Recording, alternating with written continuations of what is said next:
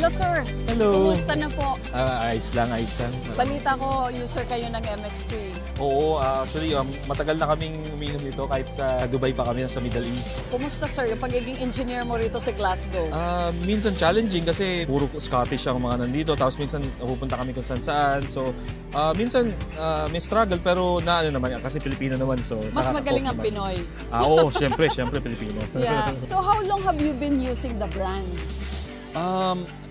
In Dubai, almost every day, ginagamit ko siya. Ang nangyari is, nung napunta kami dito sa Scotland, wala na ako masyadong mabilhan.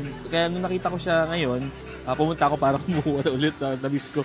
Bakit MX3 capsule, sir? Andito ka na sa Glasgow ngayon, and still, yan pa rin ang choice mo na brand supplement.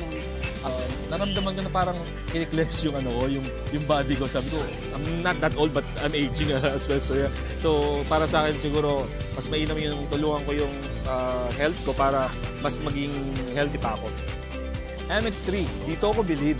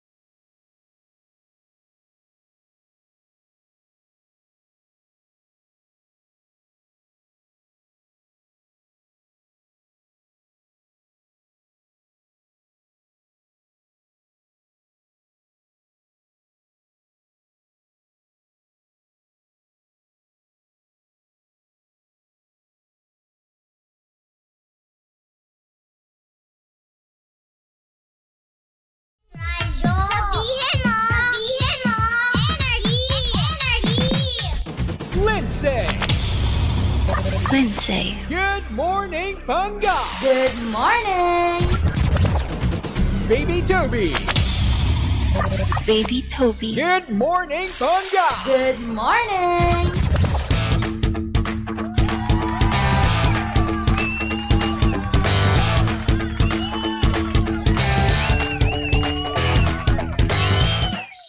Same, pero... Pagka we are number 1, 6.7 Energy FM. Pangga, huwag mo sabihing radyo. Sabihin mo, Energy! Hi! Sa magandang morning sa inyong lahat. Ba't ang landi mo ngayon? Bakit ba? Yan ba nagagawa sa'yo ng ulan? Yan ang nagagawa ng kalmot ni baby sa mukha. Ayan, yan tayo. Yun pala ang side effect ng kalmot sa'yo ng bata. Ganyan. Kalandian. Oo. Uy, grabe ka naman. Charot lang. Sana one of these days, makalmot ka rin sa Uy, wag naman. Pero yung kalmot, ibang gusto kong kalmot. Iba naman yan eh. Yung kalmot na talagang medyo masarap. At ulala. I rest my case. Good morning ha sa mga napagbigyan ng kanilang mga misis. Ay, syempre nga naman. Yan ang mga gusto ng mga papadrivers natin. Uy, good morning sa'yo, Panggang driver. Kaya naman pala. Oo, ang ganda ng ngiti mo ngayon. Syempre naman, ngiting-ngiti yan. Yung ngiti niya, abot tenga. Yes. Paikot pa. Diba? Sa ilong. Ang pangit ng ngiti, abot paikot hanggat ng ilong. Syempre naman, kapag nagpagbigyan kasi ang mga lalaki, no, ay talaga nga namang ngiting-ngiti yan. Inspired na inspired. Motivated na motivated yan. Setro!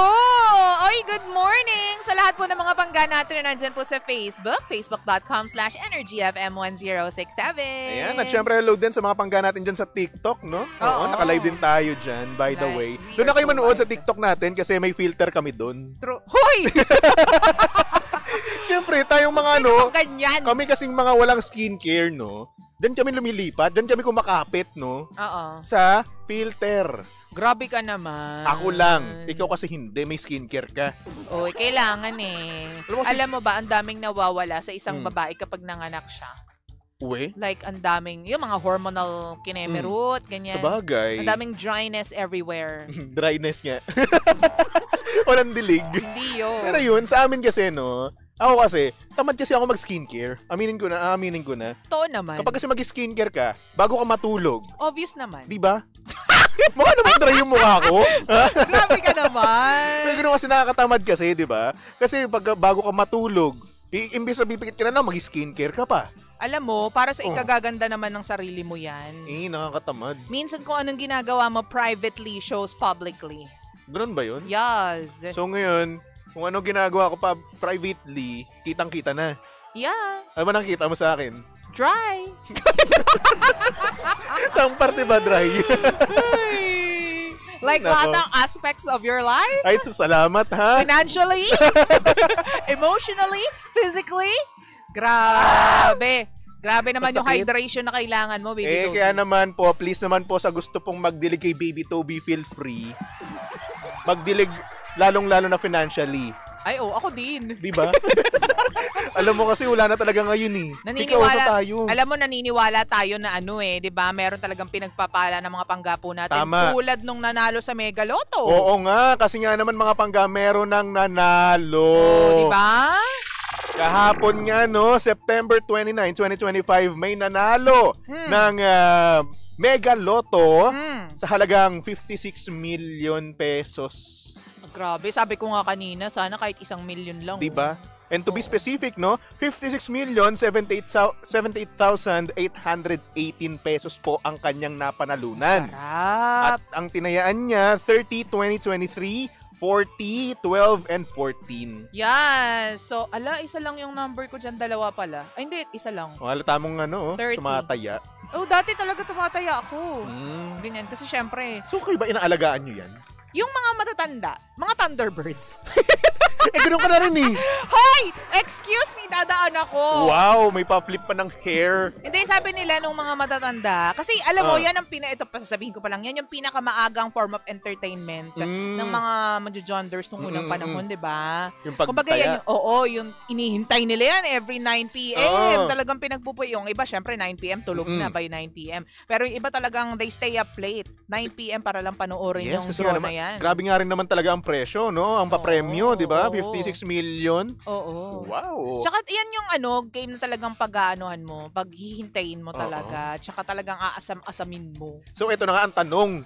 Pag nanalo ka ng 56 million, ano ang gagawin mo? Sabi ko nga kahit 1 million lang eh. O kahit yung butal lang ng 818 na masecure ko lang yung pag-aaral ng anak ko. Okay na ako 818 doon. pesos? 818,000 yan. 818 pesos, oh. Ayan, oh. Ano ka ba? Oo. Ito yung Okay. 78,818 Ones, tens, pesos. hundreds, Oo, ha? oo. 1,000, 10,000, 100,000. Children! Sen! Oo. Ano tawag mong bagsak sa mat? Oo nga. Hindi ko naman pinakinakahiya, girl. Talagang alam ko yan. Okay lang yan. Yan ang kahinaan ko, mathematics. Oh, same lang tayo dyan. Oo. Pero alam ko pa rin kung ano yung 800 lang sa hindi. Ako na Okay? bobo. Hoy, ikaw! Magkano ba yung gusto mo dyan? Gusto ko syempre 56 million. Sobra-sobra naman. Ay, Hindi wala naman akong ikaw yung tumaya eh. Eh di kung ako man mananalo, Hindi ka naman nga tumataya, paano ka mananalo? o sige balatuhan niyo na lang ako. Hindi ka naman kamag-anak, hindi ka rin kaibigan. Eh di, hawa ng Diyos na lang.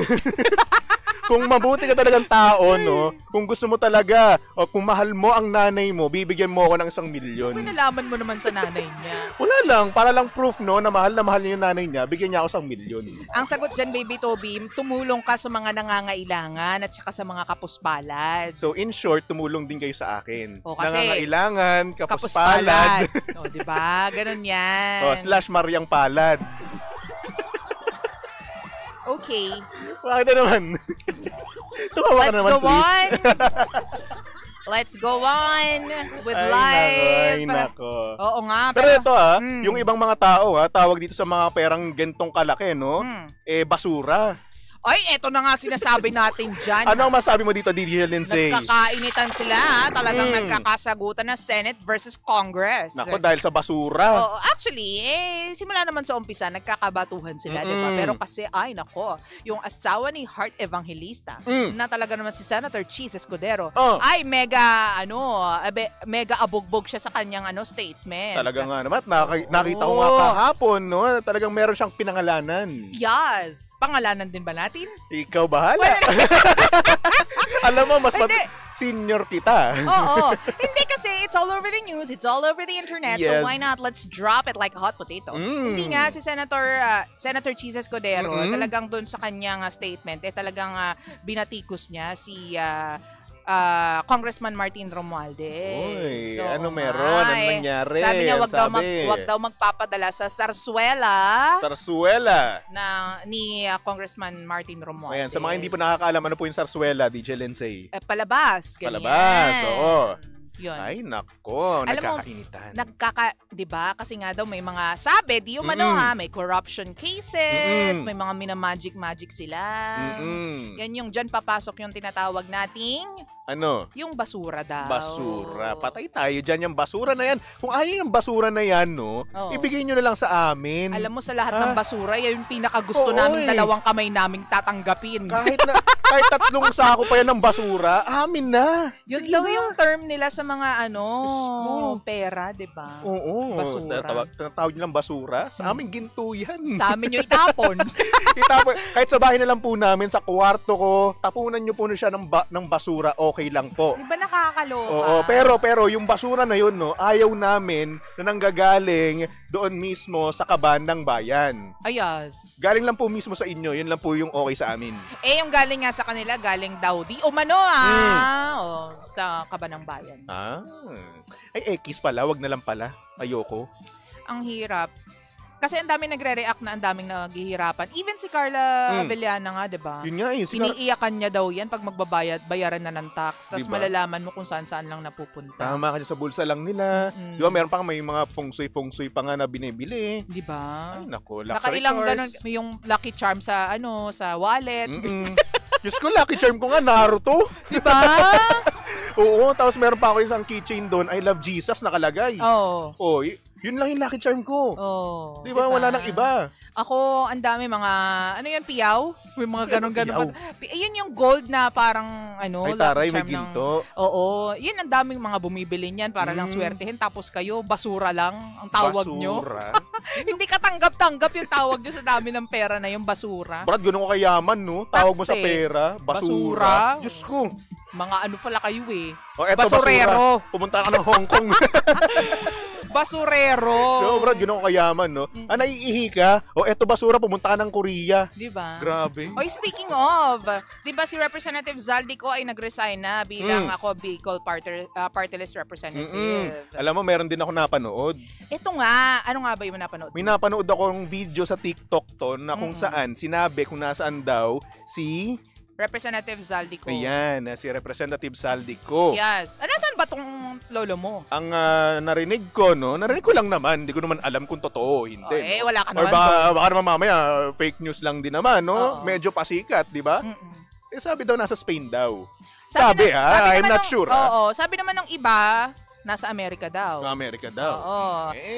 Magkakalapit lang naman yan. Ang sabi kasi, Baby Toby, nag-file daw kasi to ng leave. It's a personal leave. Personal leave. So, walang kinalaman sa trabaho. Oo. Yun nga lang, hindi daw alam nung iba kung nag-file ba siya ng personal leave dahil sa kanyang mga iniindang di umano, mga iniindang sakit, kaya hindi niya alam kung kailan babalik. Nako.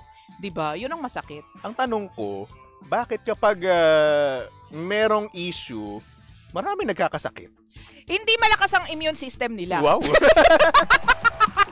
Wala lang, napansin ko lang naman, no? Oo. Kasi kahit dito sa opisina, no, sabihin na natin, kunwari ako, aaminin ko na, minsan, nagkakasakit ako palagi kapag merong problema. Bakit kaya ganun, no, mga tao? Stress levels kasi ng katawan mo, di ba, mas nagiging, nagiging sila. Weak ka kapag nasistress ka ng madalas. Oo, so ganun din sila, na-stress din, kaya nagkakasakit, naka-wheelchair. Ewan ko. Hindi! Ito na nga, ang sabi nga kasi, ito nga yung pinupunto natin, Baby Toby. Parang paulit-ulit na mention yung pangalan niya. Pero bakit minsan hindi siya pinatawag sa kahit anong Oo nga. sa kahit anong hearing. Alam ko sa puli, nadawit na siya eh. Kaya nga. So, bakit? Sabi mo nga kanina, sabihin mo yung sinabi mo. Ayoko. Bakit? Alam mo, hindi Hindi kasi, ang dami niyang alam. Actually, Diba? siguro nga, madami nga din talaga siyang alam at baka mamaya kaya hindi siya pinapatawag or wala pa rin hanggang ngayon, no? Hindi man lang hinahunting. Siguro baka mamaya natatakot din yung iba. Na baka mamaya pag nagsabi siya, nagkuwento siya, nagsabi siya ng piece niya mismo, no? Baka may mga damay na mga pangalan na natatakot. Parang lang yan halimbawa, nung high school kami, di ba, nahuli yung jowa ko na may kodigo.